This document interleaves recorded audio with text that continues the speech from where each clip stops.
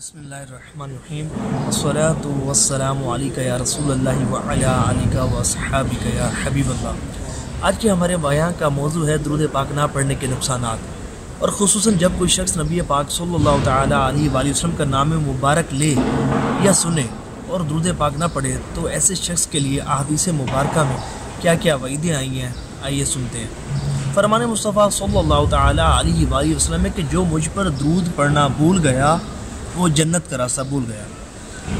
यहाँ दुरूद भूलने से मुराद दुरूद पाक ना पढ़ना है, और ख़ुसूसन जब नबी पाक सल्लल्लाहु तआला अलैहि वसल्लम का नाम ले या सुने कि बरोज़े क़यामत कुछ लोग ऐसे भी होंगे जिन्होंने नमाज़ें भी पढ़ी होंगी, रोज़े भी रखे होंगे, हज भी किए होंगे, अलगज़ बहुत सारे नेक अमाल किए होंगे, और उन नेक अमाल के सबब जन्नत के हकदार ठहरेंगे, लेकिन भटकते फिरेंगे और जन्नत का रास्ता भूल जाएंगे।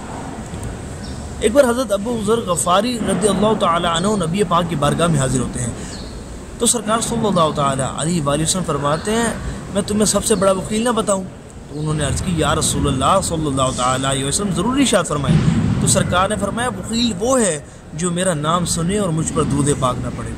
और हज़रत शेख सादी रज़ियल्लाहु तआला अन्हु फरमाते हैं, वकील के मुतल्लिक़ फरमाते हैं कि वकील अगरचे समंदरों में इबादत करे, पहाड़ों में इबादत करे, इबादत कर कर के आबिद बन जाए, लेकिन हदीस मुबारक के मुताबिक जन्नत ही नहीं हो सकता।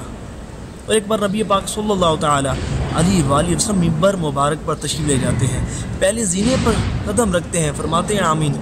दूसरे जीने पर कदम रखते हैं, फरमाते हैं आमीन। तीसरे जीने पर कदम रखते हैं, फरमाते हैं आमीन। जब वापस तशरीफ़ आते हैं तो सहाबा कराम अलैहिम रिदवान अर्ज़ करते हैं, या रसूलल्लाह सल्लल्लाहु तआला अलैहि वसल्लम आज एक ऐसी बात देखी जो पहले नहीं थी, यानी कि आज बड़ी अजीब बात देखी।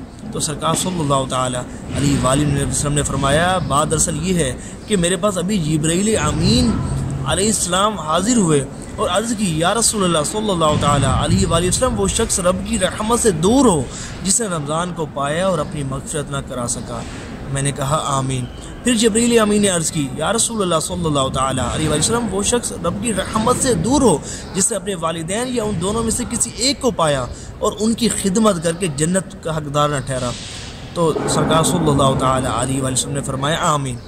फिर जिब्रील अमीन अलैहिस्सलाम ने अर्ज़ की, वो शख्स रब की रहमत से दूर हो जिसने आपका नाम सुना और आप पर दूर न भेजा।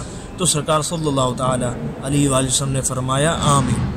मेरे मीठे इस्लामी भैया गौर करें, जिब्रील अमीन जैसे मुकर्रम फरिश्ते की ज़बान से बद्दुआ उस शख्स के लिए कि जो नबी पाक सल्लल्लाहु तआला अलैहि वसल्लम का मुबारक नाम सुने और इसके बावजूद दुरूद पाक ना पढ़े, और फिर नबी पाक सल्लल्लाहु तआला अलैहि वसल्लम की तरफ से आमीन की मोहर लगा देना, तो यकीनन ऐसा शख्स बदबख्ती ही उसका मुकद्दर बनेगी कि जो शख्स नबी पाक सल्लल्लाहु तआला अलैहि वसल्लम का मुबारक नाम सुने और उसके बाद भी दुरूद पाक ना पढ़े, या नाम ले या फिर भी दुरूद पाक साथ दुरूद पाक ना पढ़े।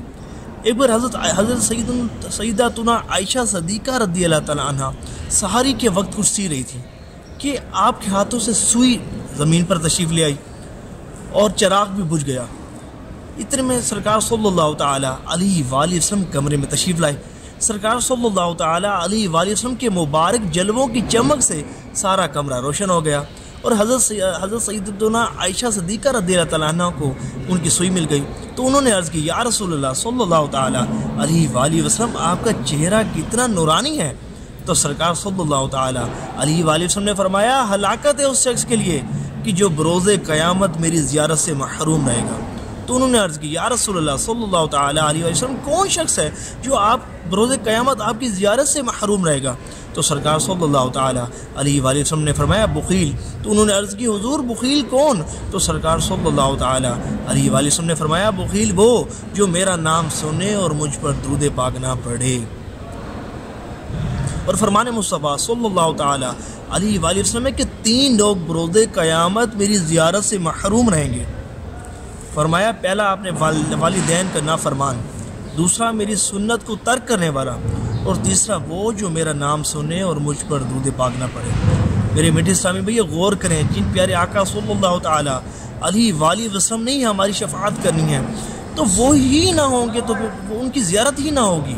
उनकी ज़ियारत ही ना होगी तो फिर देखिए हमारा काम कैसे बनेगा, हमारी बिगड़ी कैसे बनेगी।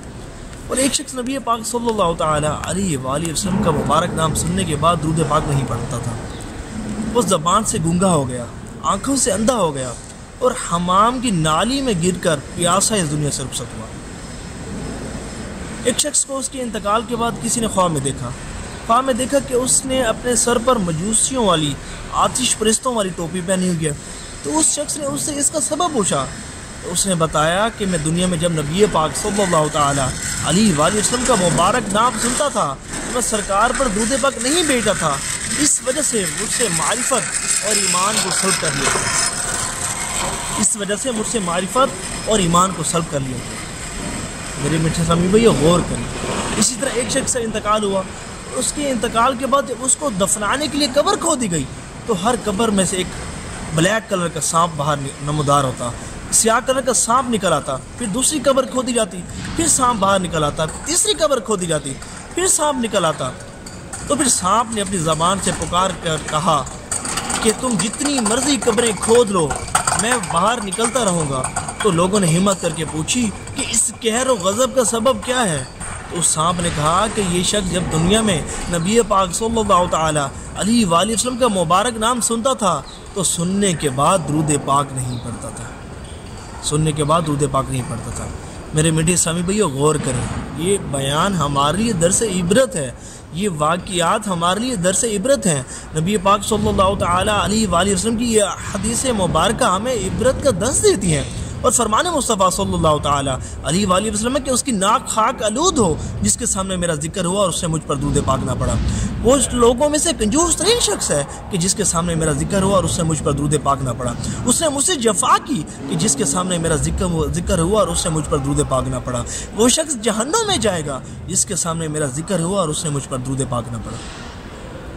میرے میٹھے اسلامی بھائیو، آج سے یہ ذہن بنا لیں کہ جب بھی نبی پاک صلی اللہ تعالی علیہ وآلہ وسلم کا مبارک نام لیں گے یا سنیں گے تو ہم درود پاک پڑھیں گے، اور یہی صحابہ کرام، تابعین اور محدثین اور سلف صالحین کا طریقہ چلا ہے کہ وہ نبی پاک صلی اللہ تعالی علیہ وآلہ وسلم کا مبارک نام لیتے یا سنتے تو اس کے بعد درود پاک پڑھا کرتے تھے۔